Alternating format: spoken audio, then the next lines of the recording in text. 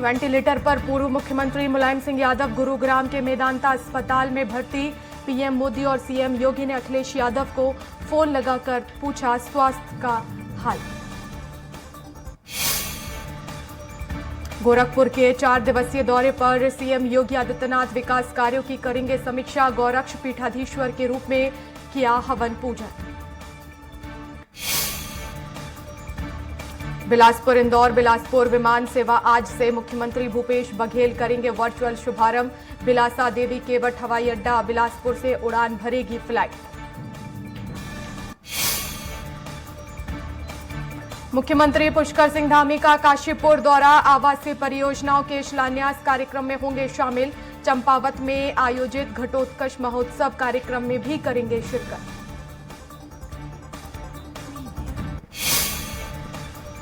उत्तर प्रदेश के भदोही में बड़ा हादसा। दुर्गा पूजा पंडाल में लगी भीषण आग। घटना में 52 लोग झुलसे, एक की मौत। सीएम ने हादसे में लिया संज्ञान।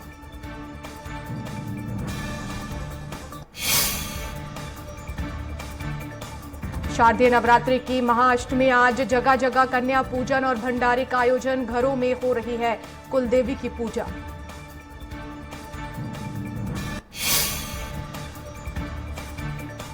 दशहरे पर बारिश के आसार। बंगाल की खाड़ी में बन रहा नया सिस्टम ओडिशा और छत्तीसगढ़ के रास्ते मध्य प्रदेश में होगा प्रवेश।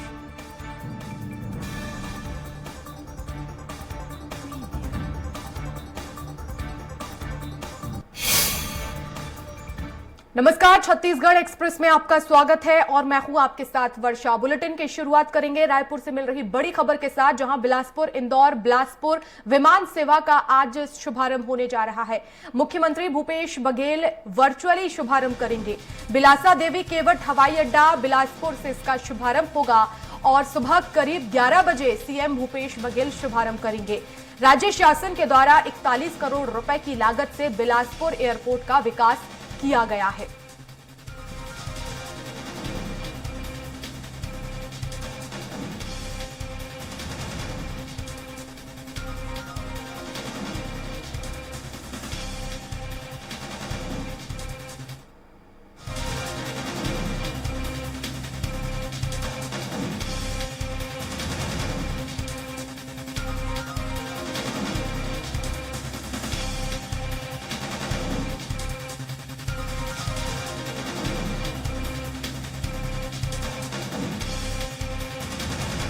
और ज्यादा जानकारी के लिए संवाददाता हेमंत शर्मा हमारे साथ सीधे राजधानी रायपुर से लाइव जुड़ गए हैं। हेमंत, क्या अपडेट मिल रहा है?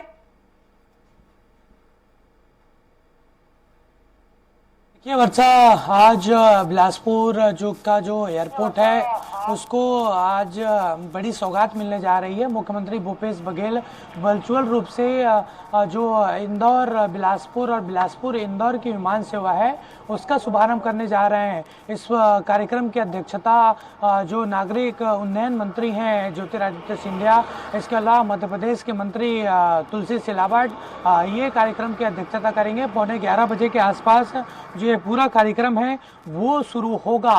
और जिस तरीके से 3CCF की श्रेणी में जो बिलासपुर एयरपोर्ट है वो आया है और उसके बाद DGCA से उसका लाइसेंस मिला है और लाइसेंस मिलने के बाद आज से इंदौर बिलासपुर इंदौर की सेवा प्रारंभ होने जा रही है।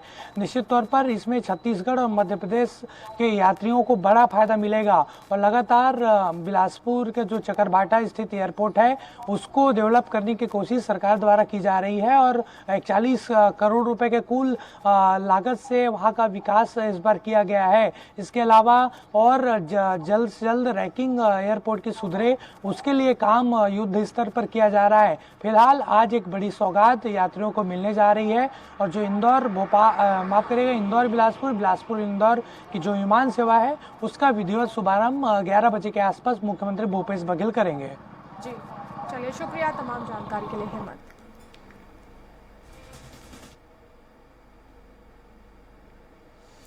तो रायपुर से ही अगली खबर, जहां छत्तीसगढ़ को 2 वंदे भारत ट्रेनों की सौगात मिलेगी। बिलासपुर और गोंदिया में काम शुरू हुआ है।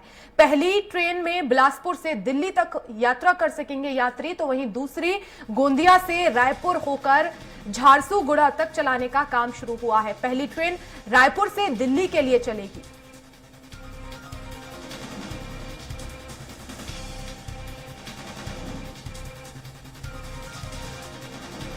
और हमारे साथ संवाददाता हेमंत लगातार बने हुए हैं। हेमंत, आज बड़ी सौगात मिलने वाली है, अब 2 वंदे भारत ट्रेन छत्तीसगढ़ को मिलने वाली हैं।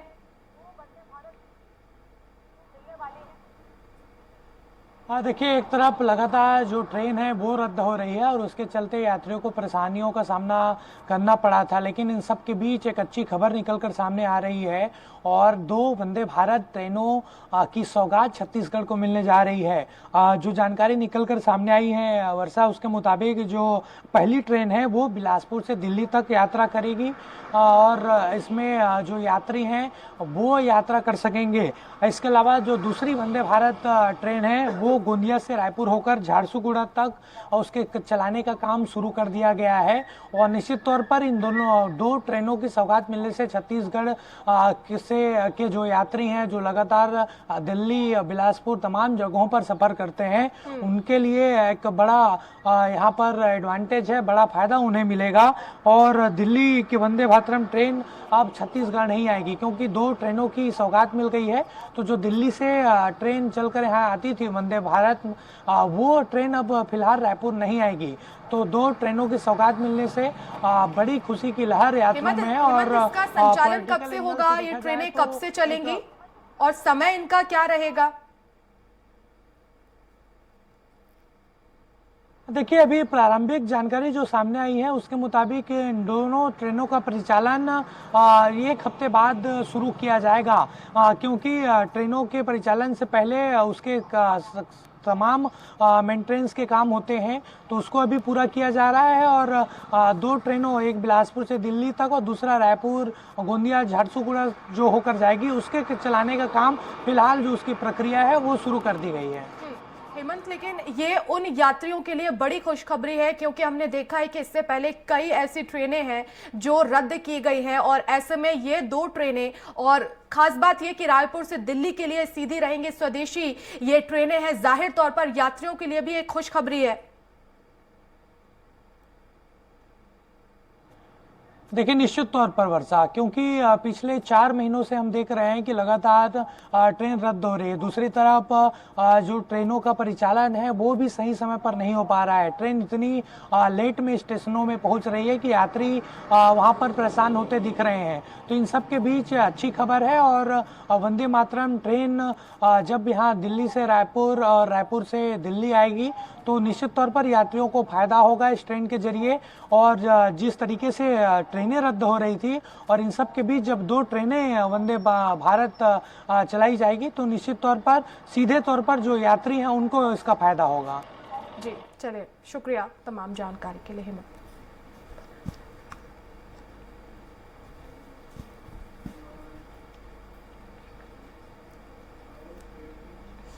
और स्वच्छता पुरस्कार को लेकर छत्तीसगढ़ में अब राजनीति तेज हो गई है। मध्य प्रदेश के समान ही रैंकिंग होने को लेकर मुख्यमंत्री भूपेश बघेल ने कहा है कि सारे पैरामीटर में छत्तीसगढ़ आगे है, चाहे वह ग्रामीण हो या शहरी, सारे पैरामीटर में हम आगे हैं। अगर इनाम देने में हीला हवाला की तो इससे दुर्भाग्यजनक बात और क्या हो सकती है। केंद्र कांग्रेस शासित राज्य होने की वजह से सौतेला व्यवहार इसका कारण हो सकता है।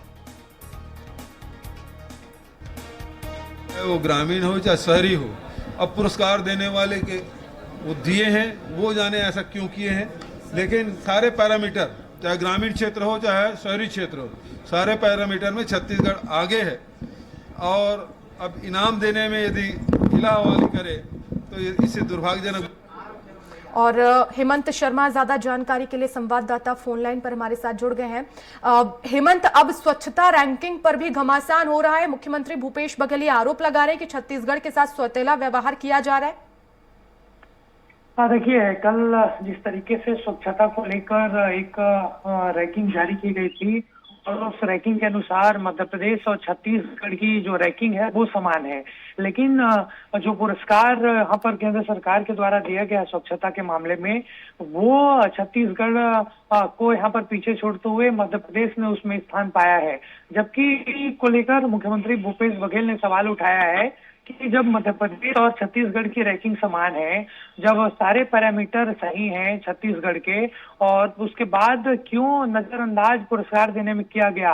उन्होंने इस पूरी घटना को दुर्भाग्यजनक बताया है और उन्होंने एक तरीके से एक यहाँ पर हिंट भी दिया है। उन्होंने कहा है कि कांग्रेस शासित राज्य होने के कारण इस तरीके का भेदभाव केंद्र सरकार लगातार कर रही है, न सिर्फ स्वच्छता के मामले में।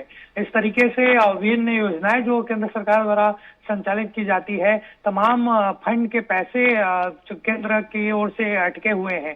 तो तमाम चीजों को लेकर मुख्यमंत्री भूपेश बघेल ने यह बयान दिया है। उनका कहना था कि रैंकिंग समान है, सारे पैरामीटर एक हैं, तो क्यों नजरअंदाज यहाँ पर छत्तीसगढ़ को किया गया।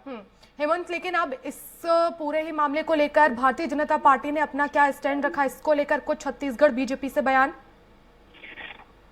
देखिए, अच्छा, कल नेता प्रतिपक्ष नारायण चंदेल का बयान इसे लेकर आया है। उनका साफ तौर पर कहना था कि सारे पैरामीटर के आधार पर ही ये पुरस्कार दिए जाते हैं और मुख्यमंत्री बार बार ये आरोप न लगाएं कि केंद्र भेदभाव कर रहा है, क्योंकि केंद्र सभी राज्यों के साथ ठीक सभी प्रकार की व्यवस्थाएं करता है, वो उसी तरीके से व्यवहार करता है जिस तरीके से भाजपा शासित राज्यों में वो फंड देता है। तो यहाँ पर बीजेपी की ओर से बयान जरूर आया। उनका साफ तौर पर ये कहना है कि पुरस्कार ना मिलने का बहाना ना बनाए मुख्यमंत्री और बेहतर काम यहाँ पर स्वच्छता के मामले में और हो। चलिए, शुक्रिया तमाम जानकारी के लिए हेमंत।